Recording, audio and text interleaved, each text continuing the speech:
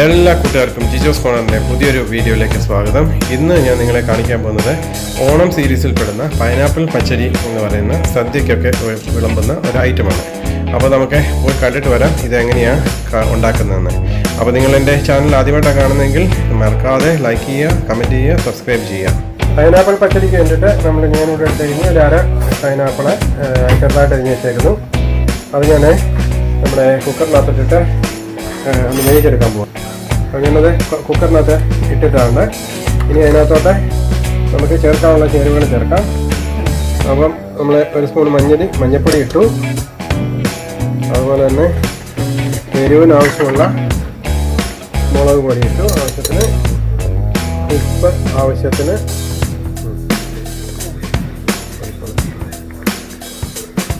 ഒരു സ്പൂണ് പഞ്ചസാര. അപ്പോൾ അത് മധുരം ബാലൻസ് ചെയ്യാൻ വേണ്ടിയിട്ടാണ്. നമ്മുടെ പൈനാപ്പിളിൻ്റെ മധുരം കുറവായതുകൊണ്ട് നമ്മളിവിടെ നാട്ടിലെ പോലെ നല്ല മധുരമുള്ള പൈനാപ്പിൾ കിട്ടാറില്ല, അതുകൊണ്ടാണ് ഇട്ടത്. ആവശ്യത്തിന് ഉള്ള വെള്ളം കൊണ്ട് ഒഴിച്ചിട്ട്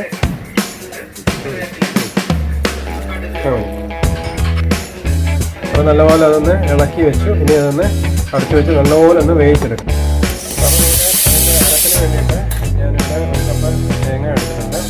അതിനകത്തോട്ട് ഒരു സ്പൂണ് ജീരകം, അര സ്പൂണ് കടുക്, മൂന്ന് പച്ചമുളക്, അതുപോലെ തന്നെ 2-3 ഏതള കറിവേപ്പില, ഇത്രയും കൂടെ ഒന്ന് നല്ലപോലെ ഫൈനായിട്ടൊന്ന്. അപ്പോൾ നമ്മുടെ പൈനാപ്പിൾ ഞാൻ മറ്റു പാത്രത്തിലേക്ക് മാറ്റി വേവിച്ച് അതിനൊന്ന് ഉടച്ചിട്ടിട്ടുണ്ട്. ഇനി ഇതിനകത്തോട്ട് നമുക്ക് നമ്മൾ അരച്ച് വെച്ചേക്ക് തേങ്ങ കൂട്ട് ഇതൊന്ന് മിക്സ് ചെയ്യും.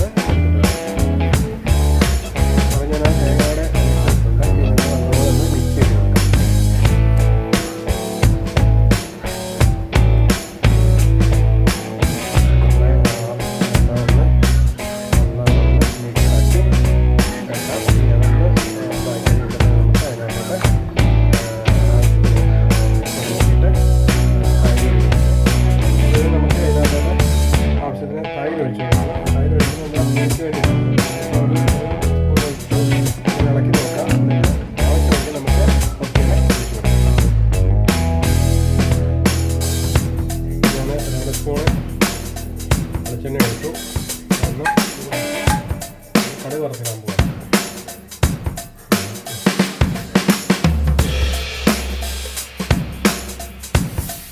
അപ്പോൾ ഞാൻ കടുക് ഇട്ടു.